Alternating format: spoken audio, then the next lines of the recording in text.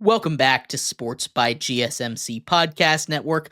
I'm your host, Jeremy Lapidus. Today is Monday, January 6th. I hope everybody had a great weekend, enjoyed the snow if you were a part of the winter storm that ran through the country today. In this segment, we finish off our NFL coverage with a little bit of NFL playoff talk, right? The playoffs are officially set.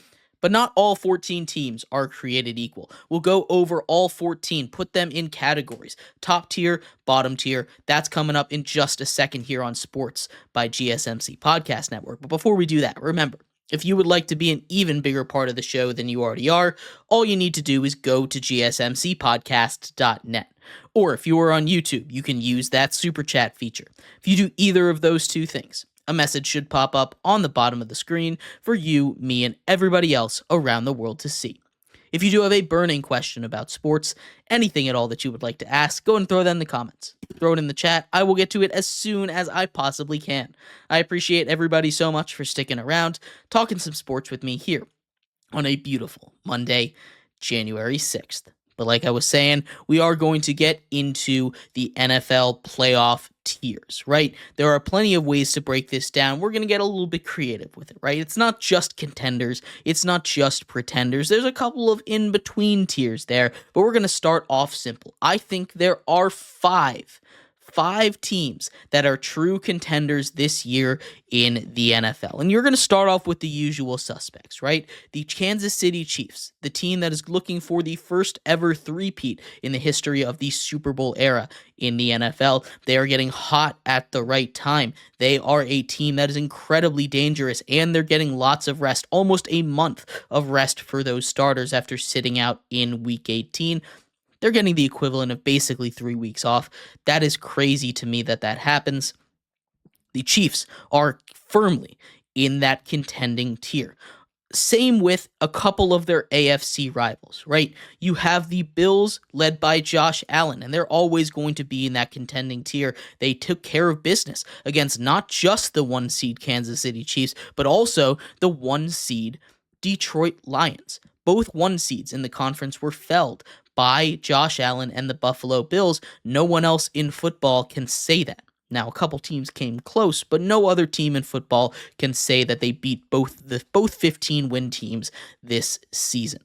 That is incredibly impressive. Now, there are downsides to the Bills, right? There's downsides to every team, but they are true contenders. They have matched up well against all of these teams, most of these teams in the contending tier, except for one, the Baltimore Ravens, the other AFC true contender.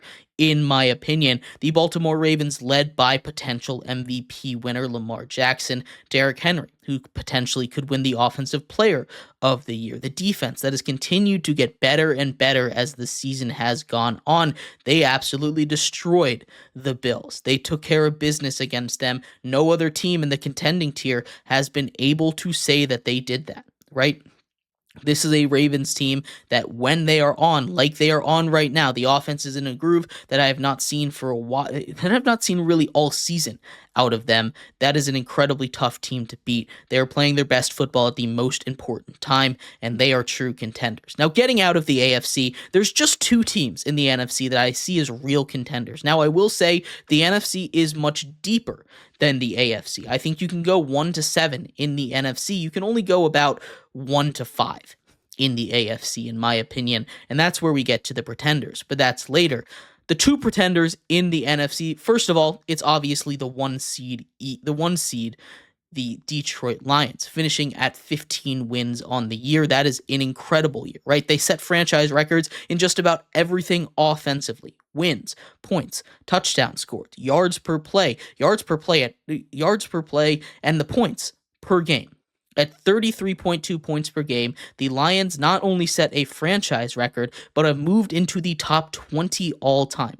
The 17th best offense in the history of the NFL we are seeing with Jared Goff and the 2024 Lions. Ben Johnson builds an incredible game plan every time. They get a week off to rest, which is maybe the most important thing, right? They're dealing with the most injuries in all of the NFL to the most key players, right? They're most likely going to get David Montgomery back. They got Alex Anzalone back ahead of the You have the Sunday night football game that took place almost 24 hours ago, right? That was a massive, massive deal. You saw how much that affected the Lions defense as a whole. Getting a guy like Anzalone back, they could get a couple of pass rushers back later in the playoffs, which they have sorely needed, sorely missed ever since Aiden Hutchinson and a couple of other guys went down. Now, they're not going to get all of them back, but getting even just a couple of reinforcements is going to be huge, and the Lions are clearly in that contender tier. And the final team in that top contender tier, it's the Eagles. We talked about them in our power ranking segment, but to go over it very quickly, this is an Eagles team that on paper matches up with every single team in the league and probably beats them. You have the wide receiver corps, top 15 receivers in the league, in my opinion. Jalen Hurts, a top 10 quarterback in the league. The offensive line, at least top 3, arguably the best one in the league. That defense, arguably the best defense in all of football. That is a dangerous mix. The only issue is Jalen Hurts in concussion protocol. If he doesn't go, this team is immediately much weaker. And I didn't even mention Saquon Barkley, who's legitimately in MVP talks. What he did this season was incredible. Those are the 5 contenders: the Eagles, the Lions, the Bills, the Chiefs, and the Ravens. Now we get into the mid tiers, right? There's 3 tiers how I broke up the middle tier of teams, right? These aren't teams that I think I've no shot to win it, but these are teams that, they're going to need a couple breaks to go their way. They're clearly in a tier below those top 5, and I'm going to start with a tier that I'm calling dangerous if hot, right? The Buccaneers and the Rams are the 2 teams I am putting in this tier. The Rams, obviously, we talked a little bit about. They've started off their season 1-4. They rested all their guys in the last game, which means they finished off the year at 9-2. That is incredible. That is an incredible stretch down the back half of the season. They've hit on everything. Since Puka came back, he has been insane. Matthew Stafford has been amazing to watch, and that defense, led by a couple of rookies, Florida State guys, Braden Fisk, and potential defensive rookie of the year coming out of that defense as well, right? This is a really good Rams team, and they can compete with just about anyone. We saw them go toe-to-toe with the MVP performance of Josh Allen, probably the defining moment of his season when he was able to take down those Rams in that 44-41 game, right? That was a massive, massive moment for him. The Rams, they stuck around. There are plenty of issues with them. They're not always super consistent, but 9-2 over the last stretch. They're hot, and they're not someone that you want to face if you're any of those contending teams. And you can say the same thing for the Bucs, right? They have laid goose eggs plenty of times, but they also played the Chiefs to overtime. They also beat the Lions. They also played a lot of really good football, dropped 40 points multiple times this season. This is a team that is very dangerous if you let them stay in the game and you let that offense really get going. The emergence of Bucky Irving in that run game has added a huge boost for Baker Mayfield, who threw 40 touchdowns this season. Pretty good. He has his turnover issues, but those 2 teams, the Bucs and the Rams, they're dangerous if you let them get hot.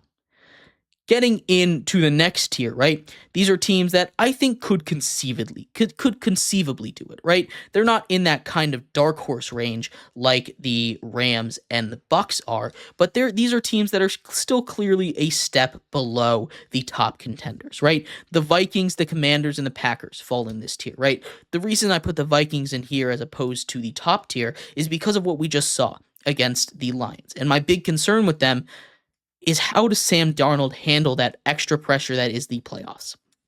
I'm not sure how he's going to do it. He wasn't able to stand up against the pressure in the Lions game. I don't know how it's going to go when they go and take on a team like the Rams, who are very dangerous, as we talked about earlier. The Commanders, very young team. I want to believe in this team. They don't have the talent on the outside or the defense, especially in the secondary, to deal with some of these teams in the playoffs that are just going to absolutely shred them. The Bucs, they could have a huge day offensively. Now, Jaden Daniels can keep up with them offensively, but it's not going to be their kind of game, and I'm just a little bit worried about how they match up with some of these teams in the playoffs. And finally, the Packers. Their struggle against playoff teams is well known. They lost to the Eagles week 1. They lost twice to the Lions. They lost twice to the Vikings, right? Those are 5 of their losses. They also lost to the Bears at the end of the season. when they were trying, right? They are 0-5 against playoff teams. It's just not good for them. They're 0-5 against those top contenders, right? They need to go out and they need to prove they can beat a top team. They have the roster to do it. They have the quarterback to do it. They have the defense to do it, but they just haven't put it on film yet, and that's why they're just on the outside looking in of contenders. And the final middle tier that I want to talk about is, I'm going to say, it's matchup dependent. You have the Denver Broncos led by Bo Nix and the Los Angeles Chargers were led by Justin Herbert. Now, I love Justin Herbert. Justin Herbert is a top 5 quarterback for me. Bo Nix, a guy I don't really believe in that much, but that defense for both of these teams is real. Now, we've seen them struggle against a couple of teams when they really got put to work, right? Those defenses aren't invincible, but they are things they can lean on. If they're able to stay close and have a good matchup against the opposing team's offense or the opposing team's defense, they've got a shot. But it's just not a team that I'm really relying on, leaning on super heavy and saying they're going to make a dark horse run. They just don't quite have enough pieces, especially offensively, to get the job done. And that leads us to the pretenders. There are just 2 teams left. It's the Steelers and the Texans. And I don't like putting the Steelers in the pretender tier, but they just have really struggled down the stretch, right? They've lost 4 straight games, granted against some pretty solid teams, 3 playoff teams and the Cincinnati Bengals, who were on a run there, but the offense has been really, really concerning to me, right? They need to be able to get some offense going. George Pickens just had maybe his worst game of his career, 1 catch for 0 yards on 6 targets. Him and Russell Wilson, ever since he came back from injury, have been unable to link up, and for him being such a huge part of that offense, they need to figure it out fast. And finally, the Texans. They're limping their way into the playoffs like nobody else is. They win their division, but they are coming in and looking like just the old man in the playoffs. Now, I know they're young, but they just don't really have a shot to me. They're pretenders right now, and they came in as that kind of dangerous if hot team last year, but everything has kind of gone wrong. The offensive line has gone completely downhill, and I just don't see it happening this year. The Texans are in my pretenders. But let me know what you think. What are your playoff tiers for these 14 teams? We're going to take a quick break. When we come back, MLB free agency. Lots of big news has come and gone. There are a couple of big guys still on the market. We're going to take a look at 5 guys that are still there, talk about where they might go, and why I think they'll go there. That's coming up next here on Sports by GSMC Podcast Network.